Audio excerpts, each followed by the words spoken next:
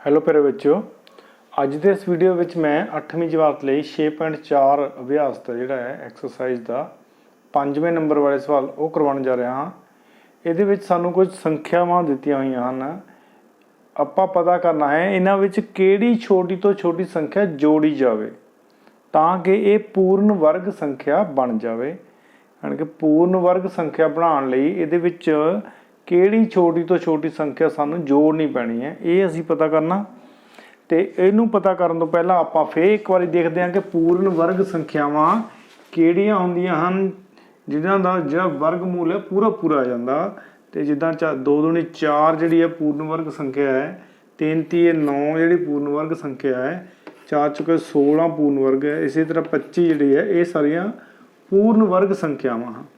ਤੇ ਜੇ ਸਾਨੂੰ ਕੋਈ ਕਹਿ ਦੇਵੇ ਕਿ 20 ਵਿੱਚ ਕਿਹੜੀ ਤੋਂ ਛੋਟੀ ਤੋਂ ਛੋਟੀ ਸੰਖਿਆ, ਯਾਨੀ ਕਿ 525 ਥਾਂ ਤੇ ਸਾਡੇ ਕੋਲ ਹੁੰਦਾ ਜੇ ਸਮ 20 ਵਿੱਚ ਕਿਹੜੀ ਛੋਟੀ ਤੋਂ ਛੋਟੀ ਸੰਖਿਆ ਜੋੜੀ ਜਾਵੇ ਤਾਂ ਕਿ ਇਹ ਪੂਰਨ ਵਰਗ ਬਣ ਜਾਵੇ। ਯਾਨੀ ਕਿ ਹੁਣ 20 ਤੋਂ ਅਗਲੀ ਜਿਹੜੀ ਹੈ ਇੱਥੇ ਮਤਲਬ ਇਹਦਾ ਵਿਚਕਾਰ 20 ਆਉਣਾ, ਤੇ 20 ਤੋਂ ਅਗਲੀ ਜਿਹੜੀ ਪੂਰਨ ਵਰਗ ਸੰਖਿਆ ਹੈ ਉਹ ਕਿੰਨੀ ਹੈ 25। ਇਹਦਾ ਮਤਲਬ ਸਾਨੂੰ ਇਹਦੇ ਵਿੱਚ 20 ਦੇ ਵਿੱਚ 25 ਬਣਾਉਣ ਵਾਸਤੇ ਕਿੰਨੇ ਜੋੜਨੇ ਪੈਣੇ, ਸਾਨੂੰ 5 ਜੋੜਨੇ ਪੈਣੇ। ਇਹਦਾ ਸਾਡੇ ਕੋਲ ਆਨਸਰ ਆਉਣਾ ਸੀ 5, ਤੇ ਤਾਂ ਕਿ ਅਗਲੀ ਪੂਰਨ ਵਰਗ ਸੰਖਿਆ ਜਿਹੜੀ ਬਣ ਜਾਵੇ ਉਹ 25 ਹੈ। ਤੇ ਜੇ ਸਾਨੂੰ ਇਹਦੇ ਵਿੱਚੋਂ ਘਟਾਉਣ ਵਾਲਾ ਹੁੰਦਾ ਕਿਹਾ ਵੇ, ਜਿੱਦਾਂ ਪਿਛਲੇ ਪਾਰਟ ਦੇ ਸਵਾਲ ਚੌਥੇ ਨੰਬਰ ਵਾਲੇ ਕਰਵਾਏ ਆਪਾਂ, ਤੇ ਇਹਦੇ ਵਿੱਚੋਂ ਕਿਹੜੀ ਛੋਟੀ ਸੰਖਿਆ ਘਟਾਈ ਜਾਵੇ ਤਾਂ 20 ਦੇ ਵਿੱਚੋਂ ਕਿੰਨੇ ਘਟਾਉਣ ਦੇ ਨਾਲ 16 ਬਣਨੇ, 4 ਘਟਾਉਣ ਦੇ ਨਾਲ, ਕਿਉਂਕਿ ਇਹ ਤੋਂ 20 ਤੋਂ ਪਿਛਲੀ ਜਿਹੜੀ ਪੂਰਨ ਵਰਗ ਸੰਖਿਆ ਹੈ ਉਹ ਕਿੰਨੀ ਹੈ 16 ਹੈ। ਤੇ 16 20 ਦੇ ਬਣਾਉਣ ਵਾਸਤੇ ਦੇ ਵਿੱਚ ਕਿੰਨੇ ਘਟਾਉਣੇ ਪੈਣੇ ਸਾਨੂੰ 4। ਤੇ ਹੁਣ ਆਪਾਂ ਇਹਨਾਂ ਸਵਾਲਾਂ ਨੂੰ ਕਰਦੇ ਹਾਂ।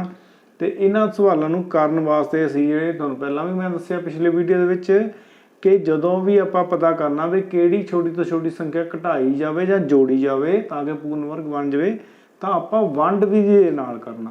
ਤੇ ਜੇ ਸਾਨੂੰ ਆ ਜਾਵੇ ਕਿਹੜੀ ਛੋਟੀ ਸੰਖਿਆ ਦੇ ਨਾਲ ਗੁਣਾ ਕਰੀਏ ਜਾਂ ਭਾਗ ਕਰੀਏ ਤਾਂ ਆਪਾਂ ਅਭਾਜ ਗੁਣਨਖੰਡ ਵਿਧੀ ਦੇ ਨਾਲ ਕਰਨਾ। ਤੇ ਹੁਣ ਆਪਾਂ 525 ਦੇ ਜਿਹੜਾ ਵਰਗਮੂਲ ਪਤਾ ਕਰਦੇ ਵੰਡ ਵਿਧੀ ਦੇ ਨਾਲ, ਜਿੱਦਾਂ ਆਪਾਂ ਕਰਦੇ ਹੀ ਹਾਂ। ਤੇ ਇਹਦਾ ਵਰਗਮੂਲ ਦਾ ਆਪਾਂ ਨਿਸ਼ਾਨ ਪਾ ਦਿੱਤਾ। ਤੇ ਇਹਦੇ ਸਭ ਤੋਂ ਪਹਿਲਾਂ ਆਪਾਂ ਕਿਆ ਕਰਦੇ, ਰਾਈਟ ਸਾਈਡ ਤੋਂ ਯੂਨੀਅਨ ਪਲੇਸ ਤੋਂ ਪੇਅਰ ਬਣਾਉਂਦੇ। ਇੱਕ ਪੇਅਰ ਇਹ ਬਣ ਗਿਆ ਤੇ ਇੱਕ ਆ ਬਣ ਗਿਆ। ਇਹਦਾ ਮਤਲਬ ਇਹਦਾ ਜਿਹੜਾ ਵਰਗਮੂਲ ਆਊਗਾ 2 ਅੰਕਾਂ ਦਾ ਆਊਗਾ। ਤੇ ਫਿਰ ਪਹਿਲੀ ਆਪਾਂ ਕਿੰਨੇ ਦੇ ਨਾਲ ਰੱਖਾਂਗੇ, 2 ਦੂਣੀ 4 ਤੇ 3 ਤੀਏ 9, ਜਿਹੜਾ 9 ਇਹਦੇ ਨਾਲ ਵੱਧ ਜਾਂਦਾ 5 ਦੇ ਨਾਲ, ਇਹਦਾ ਮਤਲਬ ਸਾਡੇ ਕੋਲ ਕੀ ਆਊਗਾ 4। ਤੇ ਇੱਥੇ 2 ਲਗਾ ਤੇ ਉੱਪਰ ਵੀ 2 ਲਗਾ ਤੇ 2 ਦੂਣੀ 4, 5 ਵਿੱਚੋਂ 4 ਮਾਈਨਸ ਕਰਾਂਗੇ ਤਾਂ ਸਾਡੇ ਕੋਲ 1 ਆ ਜਾਊਗਾ। ਤਾਂ ਫਿਰ ਆਪਾਂ ਉੱਪਰੋਂ ਪੇਅਰ ਤਾਰੂਗੇ, 2 5 25 ਬਣ ਗਏ, 125 ਬਣ ਗਏ ਇਹ। ਫਿਰ ਆਪਾਂ ਕਿਆ ਕਰਦੇ ਵੰਡ ਵਿਧੀ ਵਿੱਚ ਉੱਪਰ ਜੋ ਆਨਸਰ ਹੁੰਦਾ ਉਹਦਾ ਡਬਲ ਲਿਖਦੇ, 2 ਦਾ ਡਬਲ ਜਿਹੜਾ 4, ਤੇ 4 ਦੇ ਨਾਲ ਕੋਈ ਅਸੀਂ ਇੱਕ ਅੰਕ ਲਾਣਾ। ਤੇ ਜਿੰਨਾ ਅੰਕ ਲਾਉਂਗੇ ਆਪਾਂ ਉਨੇ ਦੇ ਨਾਲ ਇਹਦੀ ਮਲਟੀਪਲਾਈ ਕਰਨੀ। ਤੇ ਜੇ ਆਪਾਂ 4 ਦੇ ਨਾਲ 3 ਲਾਉਂਗੇ ਤਾਂ 43 ਬਣ ਜਾਊਗਾ, ਤਾਂ ਉਹਦੀ ਗੁਣਾ 3 ਦੇ ਨਾਲ ਹੀ ਕਰਨੀ। ਤੇ ਫਿਰ ਦੇਖਦੇ ਕਿੰਨਾ ਬਣਦਾ, 3 ਤੀਏ 9 ਤੇ 4 ਤੇ 12, 129 ਬਣ ਜਾਂਦਾ। ਉਹ ਵੱਧ ਗਿਆ ਇਹਦੇ ਨਾਲ, ਸਾਡੇ ਕੋਲ ਕਿੰਨਾ 125 ਹੈ। ਇਹਦਾ ਮਤਲਬ 3 ਦੇ ਨਾਲ ਨਹੀਂ ਜਾਊਗਾ, ਫਿਰ 2 ਦੇ ਨਾਲ ਜਾਊਗਾ। ਤੇ ਇੱਥੇ 2 ਲਾਉਣ ਦੇ ਨਾਲ ਕਿੰਨੇ ਬਣ ਗਏ 42, ਤੇ 42 ਉਹਨੂੰ 2 ਦੇ ਨਾਲ ਮਲਟੀਪਲਾਈ ਕੀਤਾ, 42 ਦੂਣਾ ਕਿੰਨੇ ਹੁੰਦੇ 2 ਦੂਣੀ 4 ਤੇ 4 ਦੂਣੀ 8 ਬਣ ਗਏ 84। ਤੇ ਫਿਰ ਆਪਾਂ ਇਹਦੇ ਵਿੱਚੋਂ ਇਹਨੂੰ ਮਾਈਨਸ ਕਰਾਂਗੇ, 5 ਵਿੱਚੋਂ 4 ਕੱਢਾਂਗੇ 1, ਤੇ ਇੱਥੇ 2 ਵਿੱਚੋਂ 8 ਨਹੀਂ ਨਿਕਲੂਗੇ, ਇੱਧਰੋਂ ਹਾਸਲ ਲਿਆ 12, 12 ਵਿੱਚੋਂ 8 ਕੱਢੇ 4, 41 ਆ ਗਿਆ। ਤੇ ਆਹ ਜਿਹੜਾ ਸਾਡੇ ਕੋਲ ਬਾਕੀ ਆ ਗਿਆ, ਰਿਮਾਈਂਡਰ ਆ ਗਿਆ। ਇਹਦਾ ਮਤਲਬ ਕੀ ਆਇਆ ਵੀ ਇਹ ਜਿਹੜੀ ਪੂਰਨ ਵਰਗ ਸੰਖਿਆ ਨਹੀਂ ਹੈ, ਤੇ ਬਾਕੀ ਕਿਉਂਕਿ ਸਾਡੇ ਕੋਲ ਰਿਮਾਈਂਡਰ ਆ ਗਿਆ, ਰਿਮਾਈਂਡਰ ਜਿਹੜਾ ਹੈ 41 ਆ ਗਿਆ ਹੈ, ਬਾਕੀ ਜਿਹੜਾ ਹੈ 41 ਆ ਗਿਆ। ਤੇ ਇਹਦਾ ਮਤਲਬ ਤੇ ਇਹ ਤਾਂ ਪੂਰਨ ਵਰਗ ਸੰਖਿਆ ਨਹੀਂ ਹੈ, ਯਾਨੀ ਕਿ ਇਹਦੇ ਤੋਂ ਜਿਹੜੀ ਪਿਛਲੀ ਜਿਹੜੀ ਪੂਰਨ ਵਰਗ ਸੰਖਿਆ ਸੀ ਉਹ 41 ਘਟਾਉਣ ਦੇ ਨਾਲ ਹੁੰਦੀ ਸੀ ਪੂਰਨ ਵਰਗ ਸੰਖਿਆ। ਤੇ ਉਹਦਾ ਵਰਗਮੂਲ ਕਿੰਨਾ ਸੀ 22, ਉਹਦਾ ਵਰਗਮੂਲ ਕਿੰਨਾ ਸੀ 22। ਇਹਦਾ ਮਤਲਬ ਜਿਹੜੀ ਇਹ ਤੋਂ ਅਗਲੀ ਪੂਰਨ ਵਰਗ ਸੰਖਿਆ ਹੋਊਗੀ ਉਹ ਜਿਹੜਾ ਹੈ ਕਿੰਨੇ ਦਾ ਵਰਗ ਹੋਊਗੀ 22 + 1 ਯਾਨੀ ਕਿ 23 ਦਾ ਵਰਗ ਹੋਊਗੀ ਉਹ। ਕਿਉਂਕਿ ਇੱਥੇ ਅਸੀਂ ਦੇਖਿਆ ਸੀ ਜਿਹੜੇ 20 ਹੈ ਉਹ ਪੂਰਨ ਵਰਗ ਨਹੀਂ ਹੈ। ਇਹ ਤੋਂ ਅਗਲੀ ਸੰਖਿਆ ਜਿਹੜੀ ਪੂਰਨ ਵਰਗ ਹੈ ਉਹ ਕਿੰਨਾ ਹੈ 5 ਦਾ ਵਰਗ ਹੈ। 5 ਦਾ ਵਰਗ ਆਹ ਜਿਹੜੀ ਸੀ 4 ਦਾ ਵਰਗ ਸੀ ਤੇ ਇਹ 3 ਦਾ ਵਰਗ ਹੈ।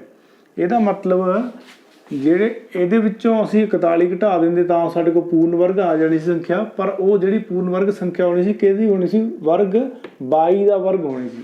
ਤੇ ਇਹਦਾ ਮਤਲਬ ਅਗਲੀ ਜਿਹੜੀ ਪੂਰਨ ਵਰਗ ਸੰਖਿਆ ਹੋਊਗੀ ਉਹ ਕਿੰਨੀ ਹੋਊਗੀ? 23 ਦਾ ਵਰਗ। ਫਿਰ ਆਪਾਂ ਦੇਖਦੇ ਹਾਂ ਵੀ 23 ਦਾ ਵਰਗ ਜਿਹੜੇ ਆ ਉਹ ਕਿਹੜੀ ਹੈ ਅਗਲੀ ਜਿਹੜੀ ਪੂਰਨ ਵਰਗ ਸੰਖਿਆ। ਤੇ ਇਸ ਲਈ ਜਿਹੜੀ 525 ਹੈ ਪੂਰਨ ਵਰਗ ਨਹੀਂ ਹੈ। ਕਿਉਂ? ਕਿਉਂਕਿ ਬਾਕੀ ਬਰਾਬਰ ਹੈ 41, ਇਸ ਲਈ 525 ਜਿਹੜੀ ਪੂਰਨ ਵਰਗ ਨਹੀਂ ਹੈ। ਤੇ ਅਗਲੀ ਪੂਰਨ ਵਰਗ ਸੰਖਿਆ, ਅਗਲੀ ਪੂਰਨ ਵਰਗ ਸੰਖਿਆ ਜਿਹੜੀ ਅਗਲੀ ਤੋਂ ਅਗਲੀ ਪੂਰਨ ਵਰਗ ਸੰਖਿਆ ਹੋਊਗੀ ਉਹ ਕਿਆ ਹੋਊਗੀ? 22 + 1 ਯਾਨੀ ਕਿ 23 ਦਾ ਵਰਗ। ਕਿੰਨੀ ਹੋਊਗੀ ਉਹ? 23 ਦਾ ਵਰਗ। ਤੇ ਫਿਰ ਆਪਾਂ ਦੇਖਦੇ ਹਾਂ ਕਿ 23 ਦਾ ਵਰਗ ਜਿਹੜੀ ਕਿਹੜੀ ਸੰਖਿਆ ਹੈ। 23 ਦਾ ਵਰਗ ਆਪਾਂ ਰਫ ਸਾਈਡ ਦੇ ਵਿੱਚ ਆਪਾਂ ਦੇਖਦੇ ਹਾਂ 23 ਨੂੰ 23 ਨਾਲ ਮਲਟੀਪਲਾਈ ਕਰਕੇ ਤੇ ਰਫ 3 3 9 3 ਦੂਣੀ 6 3 ਦੂਣੀ 6 ਤੇ 2 ਦੂਣੀ 4 ਤੇ 9 ਆ ਗਏ 6 6 12 ਦੇ ਲੱਗੇ 2 ਹਾਸਲ 1 ਤੇ 4 ਦੇ ਵਿੱਚ 1 ਪਾਇਆ 529। ਇਸ ਲਈ ਅਗਲੀ ਜਿਹੜੀ ਪੂਰਨ ਵਰਗ ਸੰਖਿਆ ਹੈ ਉਹ ਕਿੰਨੀ ਹੈ? 529। ਅਗਲੀ ਪੂਰਨ ਵਰਗ ਸੰਖਿਆ ਕਿੰਨੀ ਹੈ? 529। ਤਾਂ ਫਿਰ ਸਾਡਾ ਸਵਾਲ ਕਿਹਾ ਸੀ ਕਿ ਇਹਦੇ ਵਿੱਚ ਕਿਹੜੀ ਛੋਟੀ ਤੋਂ ਛੋਟੀ ਸੰਖਿਆ ਜੋੜੀ ਜਾਵੇ ਤਾਂ ਕਿ ਉਹ ਪੂਰਨ ਵਰਗ ਬਣ ਜਾਵੇ। ਇਹਦਾ ਮਤਲਬ 525 ਦੇ 529 ਬਣਾਉਣ ਵਾਸਤੇ ਸਾਨੂੰ ਕਿੰਨੇ ਜੋੜਨੇ ਪੈਣੇ? ਇਸ ਲਈ 529 - 525 ਇੰਨੇ ਜੋੜਨ ਦੇਣਾ 525 ਯਾਨੀ ਕਿ ਕਿੰਨਾ ਆ ਗਿਆ? 4। ਯਾਨੀ ਕਿ 4 ਜੋੜਨ ਦੇ ਨਾਲ ਇਹਨੇ ਪੂਰਨ ਵਰਗ ਬਣ ਜਾਣਾ। ਤੇ ਸਾਡਾ ਜਿਹੜਾ ਆਨਸਰ ਆ ਗਿਆ ਪਹਿਲੇ ਪਾਰਟ ਦਾ ਉਹ ਕਿੰਨਾ ਆ ਗਿਆ? 4। ਤੇ ਉਹ ਕਿੰਨਾ ਆ ਗਿਆ? 4। ਫਿਰ ਆਪਾਂ ਲਿਖਾਂਗੇ ਇਸ ਲਈ 525 ਵਿੱਚ 4 ਜੋੜਨ ਤੇ ਇਹ ਪੂਰਨ ਵਰਗ ਬਣ ਜਾਵੇਗੀ।